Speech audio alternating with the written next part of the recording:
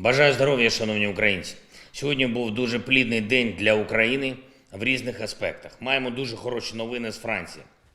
Сьогодні там пройшли дві конференції на підтримку України. Перший їх результат – мільярд євро допомоги нашій стійкості, передусім енергетиці. Кожного дня здобуваємо для України нові сили, щоб пройти цю зиму. І я дякую усім, хто працює заради цього і хто допомагає нашій державі. Маємо сьогодні і рішення інших країн, окрім Франції, Чехії, Іспанії, Швейцарії про надання додаткових пакетів підтримки. Італійський Сенат ухвалив рішення щодо збройної підтримки. Норвегія готує нову програму підтримки нашої держави і людей. Сьогодні я брав участь в обох конференціях в Парижі. Перша стосувалась більшою мірою наших міждержавних відносин. Другий форум був орієнтований на бізнес Франції. Українські урядовці представили французьким підприємцям можливості для інвестування в Україну вже зараз, коли війна ще триває, і після нашої перемоги. Обговорили і те, що можемо додатково зробити для посилення нашої держави на європейському рівні. Перша леді України сьогодні у Франції презентує гуманітарні проекти для наших партнерів. Те, що може бути зроблено максимально швидко для підтримки у сфері медицини, освіти та гуманітарної допомоги нашим людям. Зокрема, через фундацію Олен.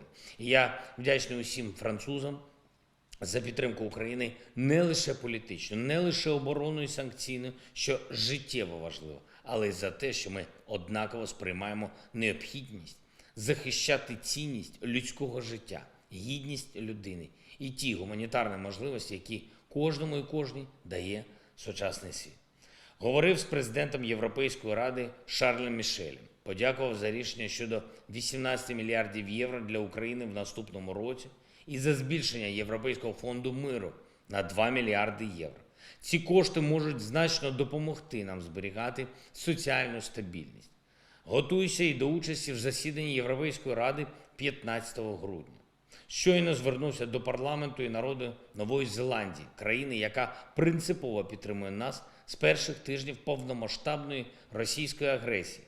Розказав про нашу формулу миру, про спеціальний саміт, який ми скликаємо для реалізації нашої формули. І закликав Нову Зеландію взяти на себе лідерство в підтримці на міжнародному рівні одного з пунктів формули миру, того, який стосується екологічної безпеки і розмінування. Нова Зеландія – одна з тих країн, яка розуміє, що руйнація навколишнього природного середовища дорівнює руйнації життя, і яка може допомогти дипломатичній мобілізації свого регіону заради того, щоб реалізувати українську формулу миру. Ще одне. Сьогодні я підписав ухвалений Верховною Радою закон про ліквідацію ОАСК – Окружного адміністративного суду Києва. Ця історія завершилась, а історія реформ продовжується. Продовжується навіть під час такої війни. Я дякую всім, хто працює заради України. Я дякую всім, хто воює заради нашої незалежності, хто зараз на фронті, кому зараз важко. Ми вас підтримуємо. Ми в вас дуже сильно віримо. Слава усім нашим воїнам, слава нашому незламному народу, слава Україні!